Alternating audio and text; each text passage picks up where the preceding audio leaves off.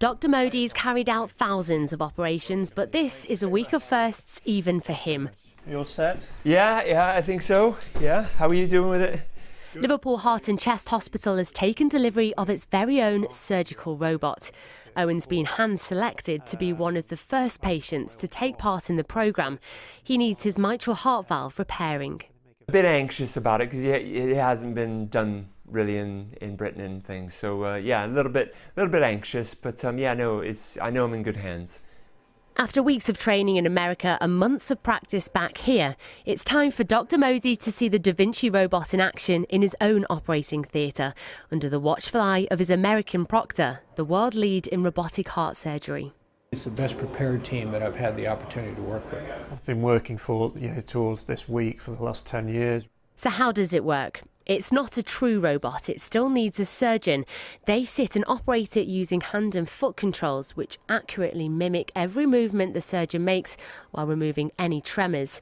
They send signals to the arms, then everything is relayed back here in HD and highly magnified. With the robotics, it's just like building a ship in a bottle.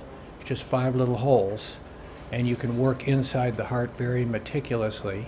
It's hoped the benefits to patients like Owen will be massive. Smaller incisions means less pain, less blood loss, less infection and less complications, leading to a shorter stay in hospital and a much faster recovery time. Going back 6 years, patients here would have had conventional surgery where we open the front of the chest and it takes them 3 months to recover from it. Now, patients are home in 3 days, they have minimal pain and they're back at work in 3 weeks.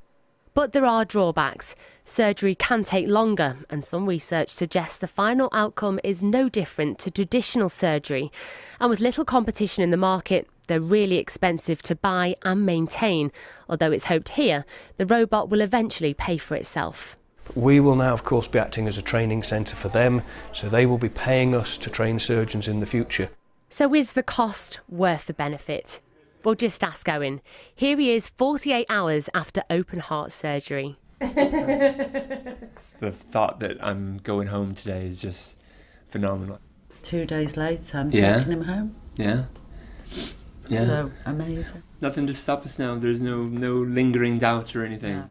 It's hoped eventually this robotic surgery will be routinely offered to every patient here. Katie Waldman, BBC North West Tonight, Liverpool.